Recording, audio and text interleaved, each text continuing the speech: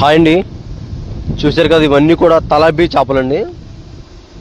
ఏంటంటే నేను ఆల్రెడీ చాలా షార్ట్ వీడియోస్ అయితే పెట్టాను.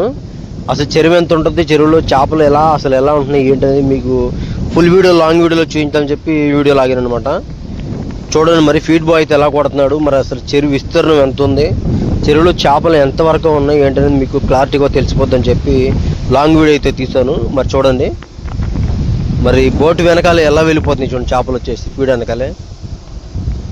వీటిల్లో కూడా లాస్ ఉంటుందండి, ఎందుకంటే చేపలు వచ్చేసి ఏదో వైరస్ సోకినప్పుడు చాలా వేగంగా చనిపోవడం అనేది జరిగింది. మ్యాక్సిమం అయితే మందులు ఉన్నాయి కానీ చాలా ఫాస్ట్గా చనిపోతాయి అనమాట. డివో కంప్లైంట్ వచ్చినప్పుడు కానీ, ఏదైనా కరెంట్ ఆగిపోయినప్పుడు, ఫ్యాన్ జీట్లు ఆగిపోయినప్పుడు కానీ చాలా వేగంగా చనిపోవడం అనేది జరిగింది అనమాట. లాస్ అయితే బాగానే ఉంటుంది. లాభం అయితే మాత్రం ఈ చేపలకు వచ్చేసి లాభం అయితే తక్కువ అనమాట. ఎందుకంటే మ్యాక్సిమం చెరువు బాటం క్లీన్ అవ్వడానికి మాత్రమే ఈ చేపలు అనమాట.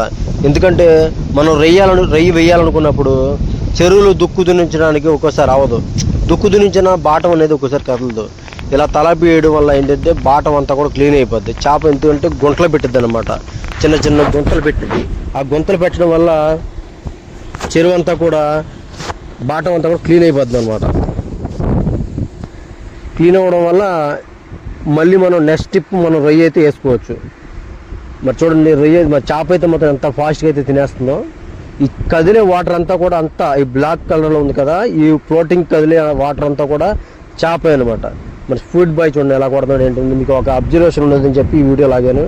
మరి అయితే ఈ వీడియో మనకి ఇలాంటి అగ్రికల్చర్ వీడియోలు వస్తూ ఉంటాయి. మరి ఈ వీడియో మీకు నచ్చినట్లయితే లైక్ చేయండి, కామెంట్ చేయండి, ఛానల్ సబ్స్క్రైబ్ చేసుకోండి.